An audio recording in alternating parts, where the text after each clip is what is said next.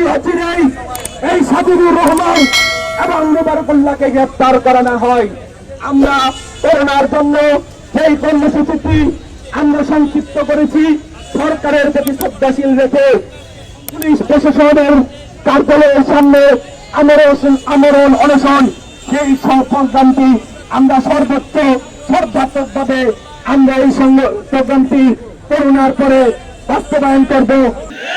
কথা বলেন ঠিক কিনা? আমরা যেটা বলতেছি ইসলামের পক্ষে, ইমানের পক্ষে, এটা দুনিয়ার শান্তি আখিরাতের মুক্তির জন্যই বলতেছি। কথা বলেন ঠিক কিনা?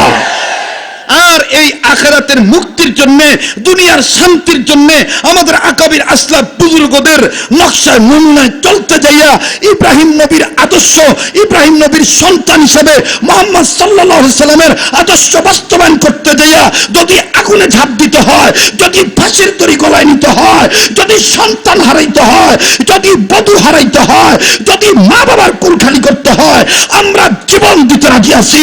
বাতিলের কাছে মাথা নত করে শিরকের কাছে লিপ্ত হতে পারবো না।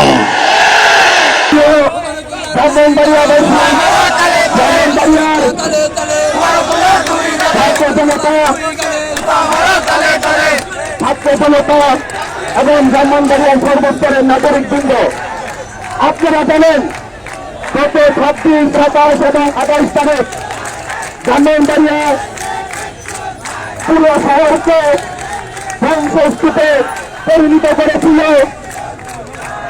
সেই স্বাধীনতা বিরোধী সংগঠন হেফাজত পল্লীরা। তাদের বিরুদ্ধে ব্রাহ্মণবাড়িয়ার ছাত্র সমাজ, ব্রাহ্মণবাড়িয়ার সর্বস্তরের নাগরিকবৃন্দ আজ সোচ্চার হয়ে উঠেছে।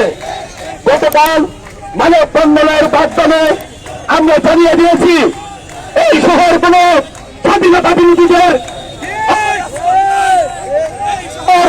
স্বামীদের মোবারকুল্লাহর বাপ্পাদার শহর নয়। এই শহর নেতাদের ঘাঁটি নয়। এই শহর হল মুক্তিযুদ্ধের তীর্থস্থান।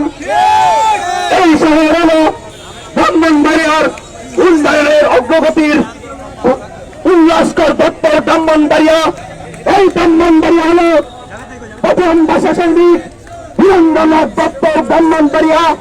এই ব্রাহ্মণবাড়িয়া হল শিক্ষার সংগ্রামের অন্যতম সিপাহসালা এমএর ফুলের ব্রাহ্মণবাড়িয়া। এই ব্রাহ্মণবাড়িয়া হল ফুলের সম্রাট উস্তাদ আলাউদ্দিন খাঁর ব্রাহ্মণবাড়িয়া। এই ব্রাহ্মণবাড়িয়াতে মৌলবাদের জায়গা হতে পারে না। এই ব্রাহ্মণবাড়িয়া নেতৃত্ব দিচ্ছেন অসাম্প্রদায়িক ব্রাহ্মণবাড়িয়ার জনক, ব্রাহ্মণবাড়িয়ার মাটি ও মানুষের নেতা, ব্রাহ্মণবাড়িয়ার ছাত্র জনতার তাদের স্পন্দন মুক্তাদির চৌধুরী।